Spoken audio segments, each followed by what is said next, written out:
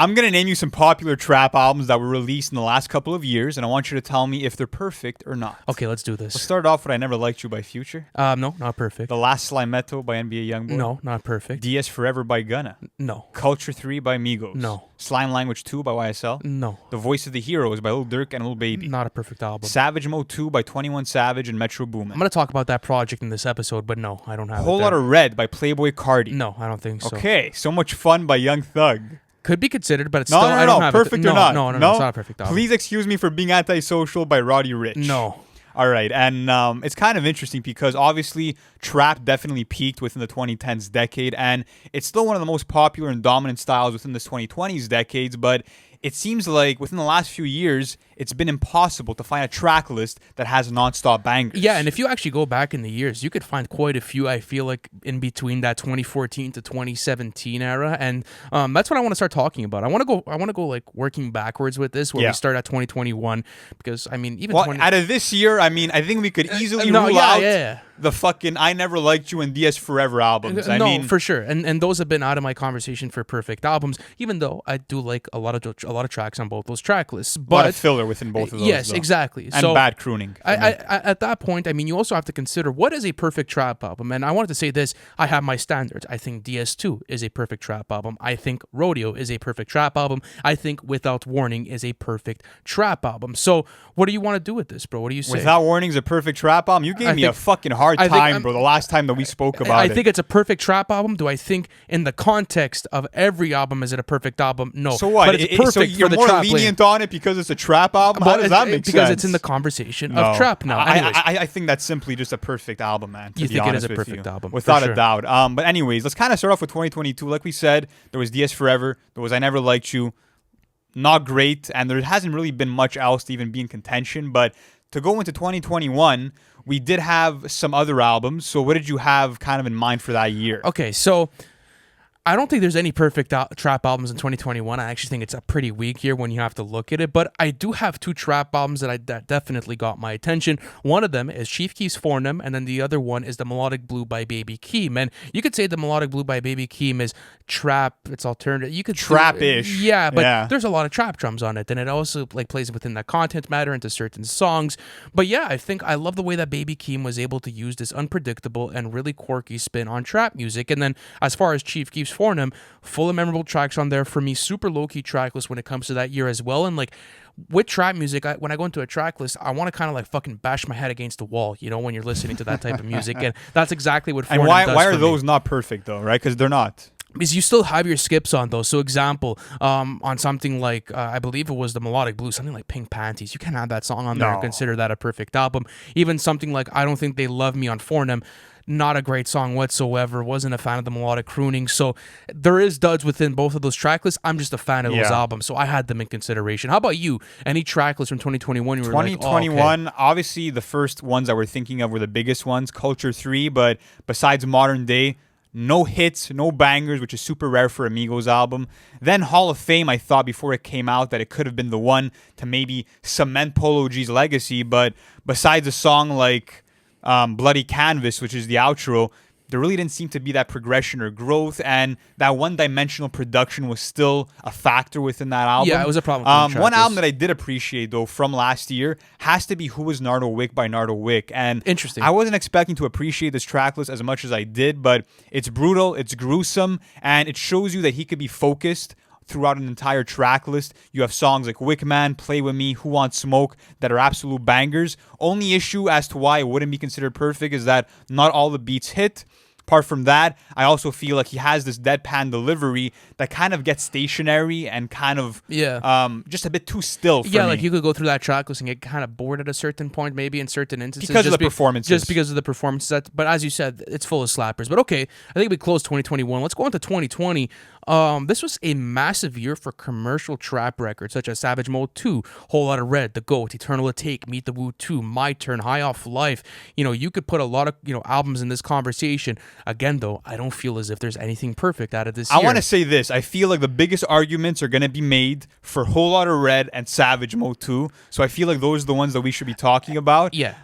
With Whole Lotta Red, obviously, bro, It's widely influential, and we're hearing the influence of it after only fucking 2 years. I think every up-and-coming rapper is pretty much studying this album, but that's not going to take away from the filler that's within this track list. It's way too long as a track list, for sure. I think that when it comes to even the softer cuts, they're great, and they're some of my most enjoyable cuts off that record, but they end up sounding like, B-sides off of Die Lit to me in certain instances. Apart from that, I think the stream of delivery doesn't work out too well for him. I do like the fact that he brought in the punk influences, just because that's kind of unorthodox for a hip-hop artist to do. But it was a great crossover, though, for trap music, though. Like, that's what I think worked out for this album, and people make their excuses for it. But I don't think it's a perfect trap album. You could even argue that, Die Lit's in front of it and Self-Titled's in front of it, at least in my opinion. But Savage Mode 2, okay, because this is an interesting track list. Like, there's obviously the Morgan Freeman narration, and I think that there's a really strong run on this album. Like, the first half of the album is really nice. You have songs like Runnin' on here. You have songs like Glock in My Lap. You have songs like Many Men, Snitches and Rats. But the second half of the track list is low-key forgettable for me. I'm being honest with you. I find my listening a lot more on that first half than I do on the second. And it's kind of missing like that Savage Mode essence, If it's a sequel to it, I get it. It's probably an upgrade. They were experimenting different things, and it worked. It's a great listen. I just don't know if I could consider that a perfect trap album. Like, if we were having listen, I see why people put it there. Okay. I don't put it perfect. I do think there are some redeemable tracks in the second half, like No Op Left Behind or Brand New Draco. My whole thing with Savage Mode 2 is that I will say this. You can tell right away that it was crafted with time, attention, and respect to the craft. I mean, yes. You have Morgan Freeman, the man who voiced God in the movie Bruce Almighty, narrating this album to give it that extra cinematic feel. You have arguably the best sequenced trap album of all time. You can make that argument on Savage Mode 2, which is fucking phenomenal. You have some of Metro and 21's best ever songs like Runnin' or Glock in My Lap. You also have them paying homage to songs like Boys in the Hood on the song, I believe it's called Stepping on My, which is fantastic. So to me, it's definitely a sequel that lived up to the hype. Only flaw for me is when 21 Savage starts to kind of sing with the auto-tune on songs like Mr. Right Now. Yeah, that's there's a couple of misses that don't give you that brutal, gruesome Savage Mode aesthetic. And it's not that. It's like, it's got, I think just because like that's what 21 plays so well at, and it was lost in certain instances, but it's definitely up for consideration. But 2020, I don't think there's anything, right? There's nothing that's perfect, Okay, bro. let's go on to 2019. 2019 is the closest that we're going to come before I get to my actual pick. Me too. Okay, interesting. I think we're going to have maybe some same picks here. I think I know what yours is. I think yours is so much fun in terms of the one that came close. I had so much fun. You could consider, I'm being honest with you, something like, I believe... Please Excuse Me? Please Excuse Me is there. Die a Legend by Polo G. That's a great listen as well. It's not a perfect trap album, but it's still good. The Wizard by Future is a super underrated track list from him. I think it's really solid. I didn't like it off of first listen just because, like, I don't know, I was young and, like, I didn't really, like, understand it too much. And, like, my ear was too used to DS2 stuff and Future self-titled. But, yeah, I think... Although there's a lot of great trap albums that came out this year, I just don't feel as if I have anything perfect again. Like, for So Much Fun, that MGK verse, like, automatically takes out the perfect aspect of it. Like, it sucks because if it wasn't there, like, you could probably have that conversation a bit more. And Ecstasy was an absolute banger before MGK got on it. But, yeah, MGK kind of maybe ruined that perfect stamp for me, I'm being honest. And I think there was a bit of an over-reliance in the features. I believe there was a feature on, like, nearly every single song. But all the features performed, though. Like, most of them. At least in my opinion, though. So I don't think that was too much of a flaw with me. And as the album title, like, indicates, it was so much fun to listen to. It's full of bangers, high voltage energy. I want to see that Thug come back, and that's exactly what I got in 2019. I just don't think it's a perfect album, to be honest. Yeah, absolutely. When it comes to Please Excuse Me for being antisocial, excuse me, I definitely do think that it's kind of the peak of melodic trap in terms of you're getting a guy who could sing really well, rapping over these trap beats, has this gospel inspired voice, and that was super refreshing to the subgenre. That was like, wow. Like, this is a breath of fresh air. Absolutely. Production from Mustard was awesome. You have amazing songs in there like Start With Me or War Baby. Even Peta was fantastic. Only thing is that I feel like inflections sometimes, very occasionally, sound a bit too close to Thugger or Future. Like, I feel like he drowned it out in his influences a bit too much at certain points. Not all that often, but that was a bit of a flaw. The album that came closest, though, to cracking that perfect for me was actually Brandon Banks from Maxo Cream. That's And one that could be considered. bro, I yeah. dove back into this album. It's a serious over album. the last few days, and I was blown the fuck away. And what's crazy about this album is that it's kind of an anomaly in the trap scene because it's very anti-trap. You're getting vivid storytelling, strong lyricism. You're getting a concept because this whole album is kind of his autobiography about Maxo Cream's life and how he had to kind of grow up in the streets without a father who was serving time. And the whole album kind of serves as, I would say, a guide to youngsters who feel themselves lost or caught up in the streets, and he's kind of showing them guidance. Like, yes, he's giving you these trap house anecdotes and these very personal stories about the kind of shit that he got into, but he's gearing you in a different direction. And you don't get many trap albums like that. So to me, that was remarkable, and I think the only flaws are the song She Live with Megan Thee Stallion, which had no place being on that track list, and a couple of choppy flows here and there, not many, but overall, it's super underrated. amazing. Listen. Yeah, people need to go back Guys, into it. please listen to it if Yeah, you haven't already. absolutely. Brandon Banks by Maxo Cream, near flawless album. I was bumping that album heavy when I went to Toronto in September of 2019, and when did it? I believe it dropped. 2019. Yeah, Are you seeing the month? Yeah, it dropped. Not sure. Because I had gone into the. Hold on a second. Let me actually pull this up. But yeah, I remember bumping this on a Toronto trip at a certain point, and I remember just being blown away because, as you were saying, it was so unconventional for what I was used to for trap music, and the quality of writing was really good on it too. So, and the energy that Maxo Cream brings onto a track is just absolutely that song immaculate. 3 a.m. with Schoolboy Q. It's really fucking hard. Slaps. All the features low key slap. So yeah, I think you could consider it, but. Okay, I think you're gonna find my album in 2018. Do you have your album in 2018? I was really stuck between 3 albums, and 2 of them are 2018. One of them is 2017, and I ended up leaning with a 2017 one. But let's talk about 2018 for starters. I want to speak about Not All Heroes Wear Capes by Metro Boomin. Perfectly sequenced album. I think that's his best sequenced album, to be honest with you. And we were also talking about songs like Dreamcatcher, Borrowed Love, and those types of risks that were taken within the trap. The dance hall songs, and they work super well for me. Dreamcatcher is a bit darker and melodic in atmosphere, but again, I think that building this album around 3 main cornerstones in Sway Lee, in 21 Savage, and Travis Scott was the best thing that Metro could have provided. Yeah. It was great. You were able to get such a vast array also of artists on here. Like you have Wizkid on this, you have Kodak Black. There's so many great rappers that ended up making an appearance on this, and even No Complaints being the single going into it was a great decision. I'm a big fan of that song. Love that song. But this is the thing. Comparison is the killer of joy. I understand that, and I often repeat that phrase on the podcast, but when you have to take Not All Heroes Wear Capes, do you think it's on the same level as something like DS2 or Astroworld? Or I know your 2017 fucking album, probably Without Warning. Do you think it's there as far as trap albums I mean, go? it's tough to say. I think my only issue is that there's a few lackluster performances. I think that, and I know I'm going to get some flack for this, Offset and Only You didn't really fit on that verse. dance hall song. I really like that I verse. think that Kodak could have done a better job on No More. No. I really do think so. No. That's a bad take. Apart from, he's kind of not really on beat on that song. But Not All Heroes Wear Capes, I tip my hat to Metro Boomin just because when we look at the majority of albums that come from hip-hop producers or DJs, they're usually these unforgettable compilations. These forgettable where compilations. rappers give these like kind of half-assed efforts on the songs, but everybody brought their A game in terms of performances. Yeah. Metro Boomin gives you these trap symphonies. If it's the Shining Synths on a beat like Space Cadet, or if it's the Patti LaBelle sample on 10 Freaky Girls, he just used every tool and sound at his disposal and gave you an unforgettable album. So again, another one that's like on the brink of being perfect but doesn't quite get it.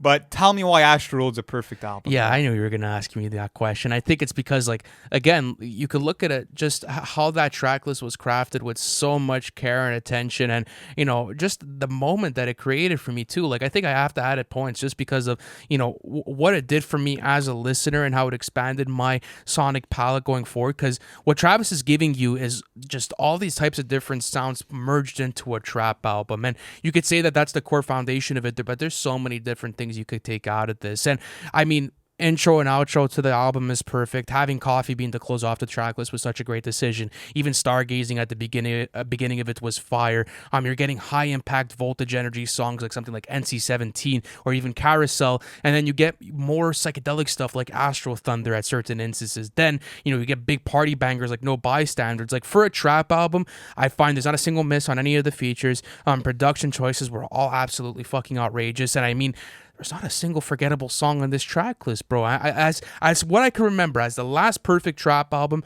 I have to hold Astroworld up to those. I mean, those What has standards, become kind of forgettable for me, but it's not a bad song whatsoever. It's not a bad song, and I definitely agree with a lot of your takes. I mean, a lot of the vocal effects and production sound like they come from 2052. Very futuristic soundscape, Exactly. and I think that he elevated the album experience for a trap album in every way. When you're looking at like the visual aesthetic of the album, when you're looking at the hidden features component, all the fucking psychedelic beat switches, everything was executed to perfection.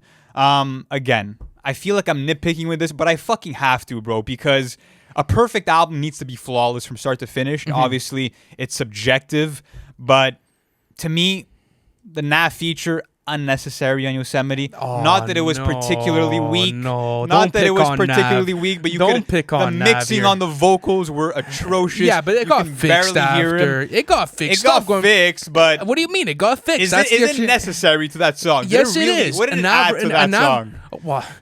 What did Travis add to that song? I don't know. Just added to it. Like, if Nav wasn't on there, I don't know. It just doesn't feel the same. Like, Travis at least had some dope melodies on there. You could tell yourself that you feel like Yosemite would feel better without Nav on it. I feel like Nav needs to be on Yosemite. Like, it's Nav's song. I don't know if he needs to be on Yosemite, bro. Nav needs to be on Yosemite for me. But you've always had a fucking nitpick with that song, though. As a whole, I never really gravitated. But I also think that, like, again, another nitpick, and I think that this is more of maybe my own preference of what it could have been in a sense, which I don't really like doing, but I had to think about it when considering it to be perfect. I feel like for an album that's so close to the heart for Travis in terms of like it being about his hometown and this amusement park that he kind of grew up around, I wish that some of the verses had slightly more personal writing. Just slightly more. The same way he gave us that on Coffee Bean, I wish a few more verses kind of dug a little bit deeper. That's my personal opinion. Yeah, but you can't. Yeah, it's an opinion, but I mean, like, I'm okay without that. I totally respect that. Every single Travis Scott performance on that album was perfect. So, guys, that's my last perfect album, Astroworld. But go on to Without Warning. My last perfect album is definitely Without Warning, which you were arguing with me for it not being perfect when we did our last tier list. It's like, bro, because in the context of a tier list, okay, and like we were ranking this amongst like fucking Illmatic and shit, it can't be considered. The tier list has its own order. It doesn't mean that Illmatic is equal to Without Warning. A tier list has different levels within it. But you're putting Without Warning into that conversation, and I said I don't agree. I think listen, for a trap album, it is flawless. There's not a single miss on there. Richard Die Trying isn't as good as Illmatic, but we still put it on that same tier. But anyways, yeah, but it could be considered in that same conversation for New York like debut rap albums. Like there's, of course it can. Bro. Well, yeah, it's one of the best debut albums of all time. New York album. It's not as good as Illmatic. It's not as good as Without Illmatic. Warning isn't as good as Illmatic. But anyways, I think this is the last perfect trap album just because it's a track list that has bangers from start to finish. It's only 10 songs. It's concise. It's to the point. And you literally have these two rappers painting you this detailed picture of a life of crime, which is kind of, what trap music has always tended to be about since its inception. Apart from that, I think that the idea to attach this to a holiday was genius because every time you think of the ultimate Halloween album, Without Warning comes to mind. So them having that mood be consistent and Metro Boomin being the glue to that in terms of bringing you all these sound effects of chainsaws ringing off, of wolves howling, of women screaming in panic. All of that added so much cinematic value, and this album literally feels like a horror movie. Yeah, bro. And that's what I love about it is that element of horrorcore. You could argue that this is one of the best horrorcore albums that has ever been made within the genre, and I like that you brought this in as your last one because I don't think there's truly anything you could consider on this album to be like a flaw. Without Warning or Astroworld? Tough. Yeah, that's a very tough question. Honestly, I want to go Without Warning just because I love it, bro. It's really iconic to my listening. I know a lot of people might flame me for that, but it's just way too vicious of a track list. But maybe if you have to look at like diversity and like what's going into it, like I feel like Without Warning is more focused as a project, while like Astroworld was gonna offer you more, let's say, of a soundscape and different features and performances. Yes. Like that's what you could kind of get out of it. Diversity versus focus. That's definitely a good way to put exactly. it. But the chemistry between 21 Like Astroworld and is Offset. riskier as a track list Oh, than Without absolutely. Warning is, and I feel like I love the risk that Travis took on it, and to me, like it was flawlessly executed upon. So that's why I had the argument. But for just Astroworld. to me, it's even the parallels between horror movies to them kind of hunting down their ops in terms of like creating these nightmares, pulling up on them in the middle of the night like they're Freddy Krueger. And I love the fact that there's parallels to those villains like Ghostface Killer or Freddy Krueger or Jason Voorhees that they kind of embody. And even not only that, but even like the mafioso rap parallels on a song like Rap Save Me, where 21's rapping like "fuck you, pay me," which is a line taken from Goodfellas. Like all of those parallels show just the clever wittiness of the writing. And also the low-key tracks on this album, low-key make it for me. Like even something like Disrespectful on there, or Mad Stalkers, some of the best, trap anthems that I've ever gotten from Offset, 21, and Metro Boomin. And as you said, the soundscape is absolutely flawless. So guys, let us know in the comment section, what is the last perfect trap album in the rap genre? And if you guys don't think there is one, let me know which albums you have in consideration. But Lou, it was fun doing this. I'm glad you took out Without Warning. That's very respectable. And I hope you respect my pick with Astroworld, because, I mean, at the end of the day, both of those are masterpieces. Thank you guys so much for watching this, and we'll catch you in the next one.